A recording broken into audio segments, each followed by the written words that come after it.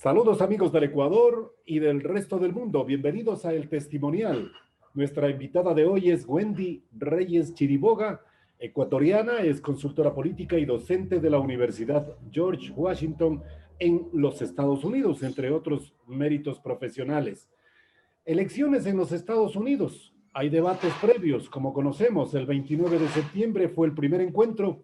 El segundo debate presidencial entre Donald Trump y Joe Biden se cumplió el 22 de octubre del 2020.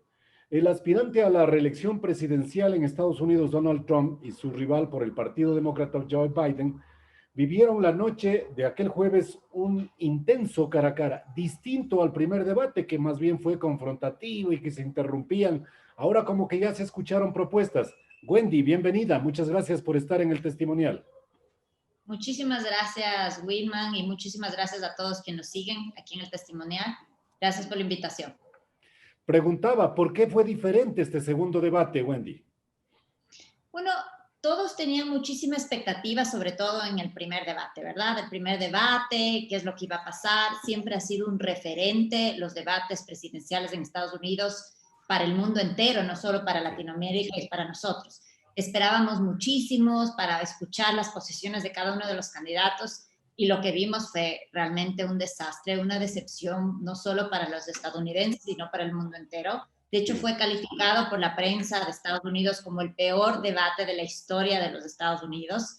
Entonces, y a partir de esto, el presidente Donald Trump da positivo en COVID-19, parecía que no iba a haber otro debate. Se dio el debate de los vicepresidentes, pero siempre se quedó con este mal sabor de boca, digo yo. Exacto. Se da el segundo debate, lo cual cambian mucho las reglas. Por ejemplo, hay una moderadora mujer, que a calificación de todos lo hizo bastante bien.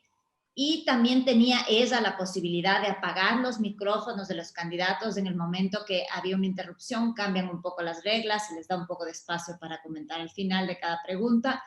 Y vimos ya un debate, lo que se podría decir, este sí fue un debate, se escucharon posiciones, creo que sí fue mucho más respetuoso que el anterior, sí. Se toparon temas interesantes, pero creo que todavía queda una desazón para los estadounidenses porque estamos viviendo una pandemia. Estados Unidos es el país más golpeado, con muertes, también hay una crisis económica, y creo que todavía no hubo respuestas claras a esto, ¿no? De cómo vamos a salir de la crisis. Creo que eso nos quedaron debiendo, pero esta era la última oportunidad también para definir qué es lo que pasa entre los unos u otros candidatos. Esto es la diferencia entre el uno y el otro. ¿Quién triunfó finalmente? Porque se busca un ganador y también evidentemente un perdedor quedará. Por supuesto, se busca un ganador en la mayoría, bueno, está súper dividido. Si usted ve los canales, la prensa más demócrata le va a decir que Biden, si ve la otra prensa va más del lado de la Casa Blanca, va a decir que el presidente Trump. Yo creo que en este caso salió mejor Biden, creo que salió mejor posicionado, pero sí hay que resaltar que Trump ya tuvo una posición de presidente, estuvo más calmado, estuvo más respetuoso, y tuvo una línea interesante en el caso de Donald Trump, que fue la línea que utilizó 4 años anterior, este discurso anti-establishment que le acusaba a Biden, y también tuvo unas acusaciones frente al hijo de Biden, que si recordamos también hace 4 años hizo lo mismo con los correos de Hillary Clinton. Fue al final que sacó este tema y fue lo que le dio ventaja finalmente para ganar las elecciones. Ahora, ¿cómo será cuando centra sus críticas precisamente en el hijo de Biden, el señor Hunter? ¿Cómo será? ¿Qué resultados? ¿La misma estrategia le puede funcionar muy bien a Trump o cree que ya son otros tiempos en donde evidentemente serán otros factores que determinen el triunfo? Nosotros, los consultores que trabajamos en estos temas políticos, algo que decimos es la misma estrategia no funciona siempre igual. De hecho, la estrategia se arma de acuerdo a la coyuntura. En este caso estamos hablando de correos también, que también le está acusando de corrupción al ex vicepresidente Biden y el uso de influencias a su hijo. Pero esto sale muy al final y entre lo que fue la elección anterior, cuando le afectó esto a Hillary Clinton, otra era la coyuntura. Ahí sí hubo muchísima más atención de los ciudadanos a qué pasaba con los correos. En este caso, la ciudadanía está pasando una pandemia, hay Claro, una crisis eso es lo más económica. emergente, ¿no? Exactamente, y esto ya no tiene tanta relevancia como fue hace 4 años. Para terminar esto del debate, yo creo que Biden también tuvo posiciones interesantes. Por ejemplo, le decía, hubo una línea muy interesante que se dijo en el primer debate, pero creo que en este se le escuchó mejor, de ustedes deben tener una silla vacía en casa por las afectaciones y las muertes que ha habido en el coronavirus, Sí. dirigiéndose a la ciudadanía. Y creo que hubo estas líneas más que detectaron su personalidad, un poco más calmada, más de hablarle a los ciudadanos y más de contar su historia, ¿no? Que creo que finalmente esto es lo que sucede en los debates. En los debates lo que estamos viendo es los temas emocionales, la forma en que se respetan el uno al otro o se atacan el uno al otro, las caras que ponían, porque como no podían interrumpirse y se les apagaba, qué caras hacían. Es básicamente qué personalidad queremos como presidente de los Estados Unidos.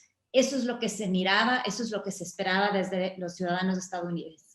Wendy, entonces, para concluir como corolario en esta parte de este grato diálogo, ¿será la pandemia el gran votante? ¿Cómo Trump afrontó las circunstancias de 8 millones de norteamericanos contagiados y más de 220,000 muertes atribuidas a esta nueva enfermedad?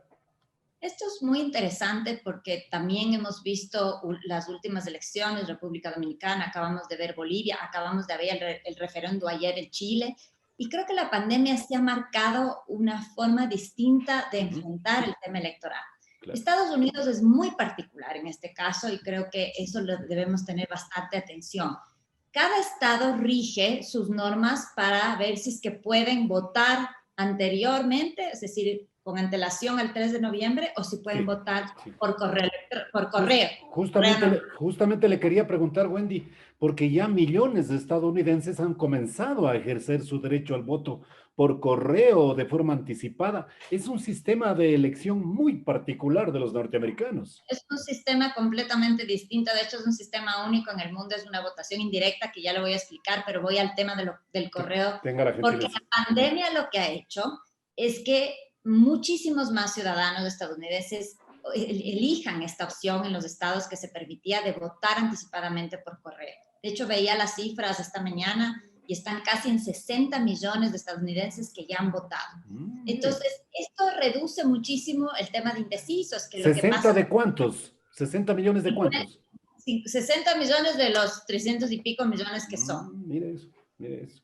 Entonces, esto reduce muchísimo el tema de indecisión. Aquí, por ejemplo, cuando tenemos tantos candidatos como es en el caso de Ecuador, que todavía no ha dicho efectivamente el CNE cuántos van a ser, pero Sí. estamos viendo que van a ser mucho más de 10, acá hay 2 candidatos. Entonces, el nivel de indecisión se reduce además porque ya ha habido una votación, ya hay 60 millones de estadounidenses alrededor de 60 millones que ya han votado. Correcto. Y esto marca realmente y es histórico, ¿no? en lo que lleva la vida de este voto por correo y anticipado en los Estados Unidos, precisamente por la pandemia. Entonces, la pandemia sí marca un referente interesante en la votación estadounidense.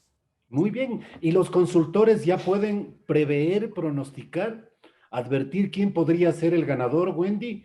¿O realmente aún hay una amplísima franja de votantes, evidentemente, que podrían desarrollar su decisión final a favor de uno u otro candidato? ¿Qué opinan ustedes, los expertos? Bueno, algo interesante que hay que resaltar es que la votación de Estados Unidos es indirecta. Es decir, podemos nosotros ahorita mirar los sondeos que existen de encuestas y que le dan alrededor de 10 puntos arriba al candidato, al ex vicepresidente Biden, Okay. por sobre Trump. Si recordamos en las elecciones anteriores, que fue contra Hillary Clinton también iba primera en las encuestas. Pero hay una votación que es distinta, que no es una votación directa, es decir, los ciudadanos estadounidenses votan por uno de los candidatos, pero realmente el voto que decide quién va a entrar a la Casa Blanca es el voto de los colegios electorales. ¿Y cómo funciona esto?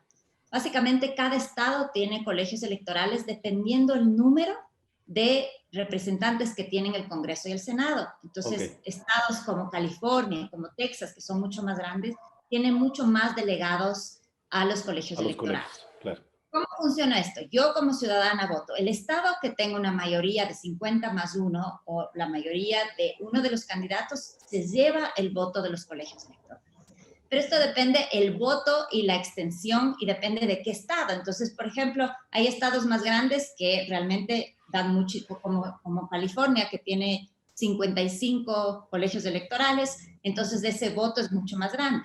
Pero aquí hay una diferencia interesante también. Hay estados que de por sí ya tienen un voto específico. Por ejemplo, California es demócrata, Texas es republicano, pero hay unos estados que se llaman los estados swingers, los estados péndulo, que le diríamos en español. Ok, que varían, ¿no? Porque en algún momento han votado por los demócratas, en otro momento han votado por los republicanos. Un caso que ustedes recordarán mucho es el caso de Florida, cuando perdió el ex candidato Al Gore, que era el candidato demócrata, ¿verdad?, contra Bush. ¿Qué pasó en ese caso? En ese caso, por ejemplo, Al Gore ganó los votos de los ciudadanos, pero perdió en colegios electorales y específicamente perdió en Florida. ¿Y ese voto pendular es determinante, Wendy? ¿Puede ser determinante? Hay estados determinantes en los que básicamente la campaña se volca en los últimos tiempos a ganarse esos estados, porque, por ejemplo, Hillary Clinton ganó con más de 3 millones de votantes ciudadanos, digamos, tenía mucho más votantes ciudadanos, pero perdió en los colegios electorales, específicamente en Wisconsin, que es un estado interesante, y eso le hizo perder la elección. Entonces, esta es la diferencia que existe entre la votación una u otra. Ahora, los sondeos, he visto muchas discusiones, yo que también tengo una encuestadora, he visto muchas las discusiones de las encuestas. Por ejemplo, las encuestadoras han debatido mucho qué les pasó y por qué fue esta pérdida y esta diferencia tan grande en la elección anterior, que creo que todos tenemos que aprender, y han hecho un examen de qué pasó. Y ellos decían que, por ejemplo, en el momento que tú haces una muestra representativa de la encuesta para entender el sondeo, para aplicar el sondeo y entender qué es lo que quiere la opinión pública, tienes que tener la representación de lo que significa el país. Ellos analizaban, y una de las críticas era que se había encuestado a personas blancas con educación, sea el high school, el college, es decir, con educación de colegio y universidad, etc. Pero que no se había encuestado en porcentaje a lo que significaban los blancos que no tenían educación. Okay. Y que tenían educación universitaria. Por ejemplo, este fue uno de los votos más grandes que tuvo Donald Trump. Exacto. Y que eran mayoritarios, ¿no? Eran mayoritarios, pues claro. Han ajustado ese tipo de cosas en esta encuesta. Yo leía mucho análisis de los encuestadores y decían que en este caso han volcado mucho y parece ser que están mucho más certeros en cuanto a esto. Habrá que ver qué pasa en las últimas elecciones. Hay un interesante estudio de una encuestadora que se llama 538, que recoge varias encuestadoras y que básicamente le ha atinado a quien ha ganado en los últimos años a la presidencia y le da la presidencia a Biden, porque hace un análisis de cruces, hace bastante análisis de que no se debe, por ejemplo, entender solo una encuesta, sino entender las encuestas de varios estados en conjunto, promedios, claro. Y esto es lo que da. Así que veamos qué es lo que sucede. Vayamos un poco a examinar lo determinante que también podría ser el voto latino en esta segunda y última parte, Wendy, de este grato diálogo. El tema de la inmigración fue el centro de una de las partes más áridas en el debate. Biden cuestionó duramente la política aplicada por Trump en esta materia, haciendo especial énfasis en la controvertida política de separación de familias en la frontera con México, para situarnos en un punto de análisis. ¿Cuál es su observación, su opinión, Wendy, sobre este tema inmigratorio en los Estados Unidos en escenario preelectoral? Claro, es interesante porque tenemos mucho voto latino en Estados Unidos, muchos de nuestros, por ejemplo, nosotros migrantes ecuatorianos tenemos bastantísimos, no se diga de los distintos países, hay un voto interesante ahí que tiene que ser ganado por uno u otro y que no necesariamente todo el voto latino va a ser demócrata o todo el voto va a ser republicano. ¿Sabemos cuántos ecuatorianos votan a propósito, Wendy? No, ese dato no lo tengo. Ya. Le debo ese dato, la verdad que no lo tengo. Pero también es fundamental, es importante la participación de los ecuatorianos ya debidamente establecidos, ¿no? Así es, totalmente. Y que finalmente también están esperando respuestas a este tipo de cosas, ¿verdad? Yo creo que la reforma migratoria necesita ser reformada, como digamos así, en conjunto, en grande, porque se han ido poniendo parches. De hecho, se hablaba que la última reforma grande fue con Ronald Reagan y desde ahí no ha venido otra reforma grande. ¿Y qué es lo que ha pasado? Tampoco se ha tenido los votos porque tienen que tener mayoría para aprobar esto. Un poco se esperaba que esto logre hacer Obama, y lo que hizo Obama al principio, como estaba tan mal la economía, es pasar todas las normas que ayudaban a levantar la economía de Estados Unidos.